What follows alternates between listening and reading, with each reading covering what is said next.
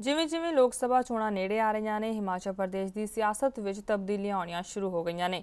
ਹਿਮਾਚਲ ਵਿੱਚ ਤੀਜੇ ਮੋਰਚੇ ਦਾ ਵਿਕਲਪ ਬਣਾਉਣ ਦੀ ਕੋਸ਼ਿਸ਼ ਹੋ ਰਹੀ ਹੈ। ਹਿਮਾਚਲ ਲੋਕ ਹਿੱਤ ਪਾਰਟੀ ਨੇ ਸੂਬੇ ਵਿੱਚ 4 ਲੋਕ ਸਭਾ सीटों ਤੇ चोन लड़न का फैसला किया है। आगामी लोकसभा चुनावों को लेकर जहां कांग्रेस और बीजेपी अपनी तैयारियों में जुट गई है, वहीं हिमाचल लोकहित पार्टी जो रीजनल पार्टी है उसकी भी तैयारियां जो है वो शुरू हो गई हैं। हमारे साथ मौजूद हैं हिमाचल लोकहित के प्रदेश अध्यक्ष और कुल्लू से विधायक महेश्वर सिंह जी। महेश्वर जी, क्या तैयारियां हैं आपकी आपकी पार्टी की जो लोकसभा चुनाव होने उसको लेकर?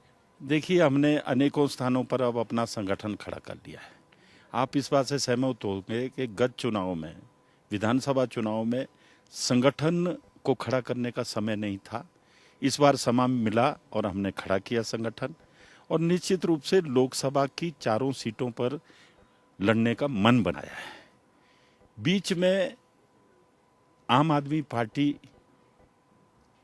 का भी गठन हुआ है और वो एक प्रदेश में सरकार बनाने में सफल हुए हैं, और यहाँ भी कुछ लोग सदस्य बन रहे हैं। तो मैंने उनके सामने एक सुझाव जरूर रखा था कि आप इस वोट के विभाजन को रोकें, और हम भी चाहते हैं कि ये रुकना चाहिए, और उसके लिए प्रयासरत हूं अभी भी कि चाहे हम जिसके पास अच्छा कैंडिडेट है वो खड़ा कर लें और सीट शेयरिंग कर लें तो कोई दिक्कत नहीं होगी, क्योंकि लक्ष्य उनका भी वही है जो हमारा था। अंतर इतना है कि हमने 2 वर्ष पहले इस कार्यक्रम को शुरू किया और आम आदमी ने अन्ना हजारे के आंदोलन के उपरांत इसको शुरू किया, लेकिन उनको एक बेनिफिट मिला कि एरिया सारी दिल्ली का मुश्किल से वो 15 बाय 30 किलोमीटर में बसा हुआ एक महानगर है। महेश्वर जी, इसमें आपने जब आप बीजेपी से अलग हुए थे और आप बीजेपी के प्रदेश अध्यक्ष भी रह चुके हैं, उस समय भ्रष्टाचार का मुद्दा आपने उठाया था और अपने आला नेताओं और हिमाचल प्रदेश में नेतृत्व परिवर्तन की आपने बात की थी।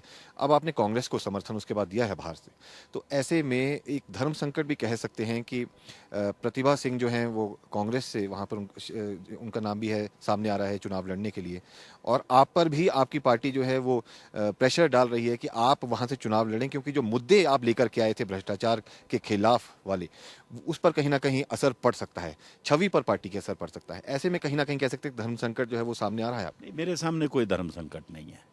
मैं निश्चित रूप से एक बात तो चाहता हूं कि अपने को फ्री रखूं और सारे प्रदेश में घूमूं। आप एक बात से सहमत होंगे कि जब व्यक्ति स्वयं कैंडिडेट बनता है तो फिर स्वार्थ जाग जाता है, और अगर मैं बाहर नहीं निकल सका तो पार्टी को किस प्रकार से फैलाएंगे, ऐसा मेरा मत है। बाकी तो कार्यकर्ताओं की पार्टी है, कार्यकर्ता निर्णय लेंगे, इसलिए मैं इस मत का रहा। जहां तक बात है धर्म संकट की, पहले भी हमने चुनाव लड़े और कोई मेरी व्यक्तिगत लड़ाई नहीं है, ये विचारधारा की लड़ाई है। और जहां आपने कहा कि कांग्रेस को समर्थन दिया, ऐसा नहीं है। कल मैंने अपनी बात बड़ी स्पष्ट कही कि ये शायद मेरा दुर्भाग्य है कि जब सरकार कोई अच्छा काम करती है हम उसका सहयोग दे देते हैं तो कहा जाता है कि हम कांग्रेस की बी पार्टी हैं, और कभी बीजेपी को सूट करता है तो कहते हैं कि हमारे लोग हैं, हम तो इनको वापस ले रहे हैं। ना मैं एक की बी पार्टी हूं ना दूसरे की बी पार्टी हूं, हम अपनी पार्टी के ए पार्टी हैं। हम लोग, कल भी मैंने स्पष्ट किया, मुख्यमंत्री जी को भी स्पष्ट शब्दों में कहा कि हमने आपको कुछ दस्तावेज दिए थे और उम्मीद थी कि आप उन पर कार्रवाई करेंगे, लेकिन आप कार्रवाई नहीं कर पाए। और मैंने उसके उदाहरण दिए कि हमने भ्रष्टाचार का विरोध किया, लैंड माफिया का विरोध किया, आईआरडीपी के लोगों की जमीन खरीदी जिन्होंने, उन पर कोई कार्रवाई नहीं। दाल घोटाले में जो फंसे उन्हीं को सूचना है कि उन्हीं को आपने ठेका दे दिया, आपने मतलब आपकी सरकार ने, चाहे वो मंत्री ने दिया हो। तो ये सब चलेगा तो हम कब तक चुप्पी साधेंगे, हमको विरोध करना होगा। जो रुष्ट नेता है या फिर जो बागी नेता उस समय पार्टी छोड़ गए थे, उन्हें वापस बुलाने की कवायद बीजेपी ने शुरू की है। आपको भी निश्चित रूप से यहाँ पर उनसे बात हुई है आपकी? जहां तक संबंध है मेरे सबके साथ अच्छे हैं, लेकिन जहां तक विचारधारा की लड़ाई है उसमें कभी समझौता नहीं किया जाता। अब जहां तक भाजपा का संबंध है, निश्चित रूप से जैसा आपने कहा, कुछ नेताओं ने मेरे से चर्चा की। मैंने उनको एक ही जवाब दिया कि हमारी तुलना कम से कम उनके साथ मत करिए जिनको टिकट नहीं मिले और रुष्ट हो गए, और आपने अब आश्वासन दे दिया कि आगे दे देंगे तो लौट आए, और फिर नहीं दोगे फिर चले जाएंगे। तो उनकी तरह तो हम नहीं गए हैं। हम कुछ मुद्दों को लेकर गए हैं। हम कोई टिकट नहीं मिला इसलिए नहीं गए हैं। हमारा मेन था कि हिमाचल को हम बिकने नहीं देंगे, ये बड़ा स्पष्ट हमने लिखा था। और तब हम कहते थे कि कहो दिल से ना बिके हिमाचल फिर से। वो काम जब भारतीय जनता पार्टी ने युद्ध स्तर पर किया, जिसकी आज भी चर्चा है, तो हमने उस पार्टी को छोड़ना तब उचित समझा जब सारे प्रयास खत्म हो गए और हम सफल नहीं हो सके अपनी हाईकमांड को मनाने में कि इसकी छानबीन होनी चाहिए और दोषी को सजा होनी चाहिए। और जो आज बात कर रहे हैं उसमें से श्रीमान शांता कुमार जी भी एक है। मैंने उनको कहा कि ये प्रेरणा तो ये नहीं कि आपने हमको कहा पार्टी छोड़ो, प्रेरणा हमने तब ली जब आपने नाहन के मैदान में गडकरी जी के समक्ष कहा था कि भाजपा में सब कुछ अच्छा नहीं है, जीतना है तो कुछ कड़े कदम उठाने पड़ेंगे, यहाँ भी भ्रष्टाचार है, यहाँ भी भाई भतीजावाद है। तो मैंने उन्हीं से पूछा क्या वो समाप्त हो गया? अपना घर किसको प्यारा नहीं होता? हमको बहुत प्यारा था, लेकिन हम बड़े भारी मन से निकले हुए लोग हैं। अगर तो ये चीजें समाप्त हो गई तब तो आप मुझसे बात करिए, और अगर आपने समझौता कर लिया इन बातों से तो बात करने का लाभ नहीं है। कहो दिल से हिमाचल ना बिके फिर से, इसी नारे के साथ आपने विधानसभा चुनाव जो लड़े थे, लेकिन कामयाबी जो नहीं मिल सकी। हालांकि जो आपने पहले अंदाजा लगाया था कि आप सरकार बनाने में आप जो है आगे रहेंगे, तो वो नहीं हो पाया। एक सीट मिली, आप जीते उस पे कुल्लू से।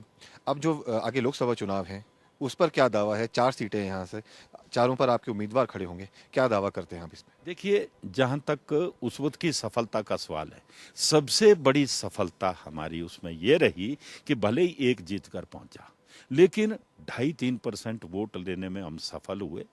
और जो सरकार बनाने के दावे करते थे, आज उनको रियलाइज हो गया कि हम ना निकलते तो शायद सरकार बन जाती, इसीलिए वो कह रहे हैं। तो जहां तक आपका प्रश्न दूसरा है कि लोकसभा में 4 सीटें लड़ेंगे, क्या परिणाम होंगे, ये निर्भर करता है सामान्य विचारधारा वाली पार्टियों पर। जैसे हम भी भ्रष्टाचार के विरुद्ध हैं, हम भी चाहते हैं कि हिमाचल फिर से ना बिके, भाई भतीजावाद ना चले। ये सब बातें जब आती हैं तो अगर तो हम लोग मिल बैठकर चले तो परिणाम बहुत अच्छे होंगे। लेकिन अगर कोई डिवीजन होती है तो शायद उतनी सफलता ना मिले जितनी मिलनी चाहिए। चारों सीटों पर मतलब आप कहना चाह रहे हैं कि अभी कोई फैसला नहीं हुआ है कि आपके उम्मीदवार लड़ेंगे चारों सीटों से? अपनी तरफ से हमने तय कर रखा है, लेकिन आप जानते हैं कि दूसरे का नुमाइंदा देखकर ही कोई राजनीतिक दल अपनी भी बात कहता है कि अब कौन लड़ेगा, कौन उचित रहेगा। लोग कह रहे हैं, लोग लड़ने को तैयार हैं, इसलिए अभी तक हम थोड़ा इंतजार कर रहे हैं कि क्या परिणाम सामने आते हैं और राष्ट्र में क्या परिदृश्य बनता है। उसके हिसाब से लड़ने का तो तय कर चुके हैं।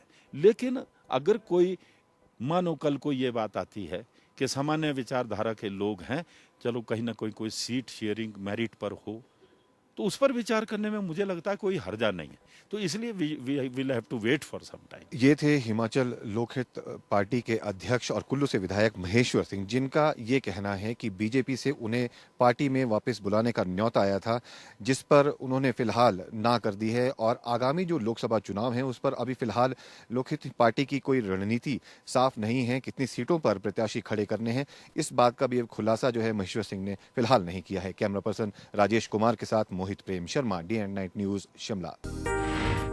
ਖਬਰਾਂ ਦੀ ਦੁਨੀਆ ਵਿੱਚ ਆਓ, ਸਾਡੇ ਨਾਲ ਕਦੇ ਵੀ ਤੇ ਕਿਤੋਂ ਵੀ ਜੁੜੋ। ਆਪਾਂ ਮਿਲਾਂਗੇ Facebook ਤੇ, ਅਸੀਂ ਦਿਖਾਂਗੇ YouTube ਤੇ, ਸਾਨੂੰ ਫੋਲੋ ਕਰੋ Twitter ਤੇ। ਖਬਰਾਂ ਨਾਲ ਜੁੜੇ ਰਹੋ ਦਿਨ ਰਾਤ।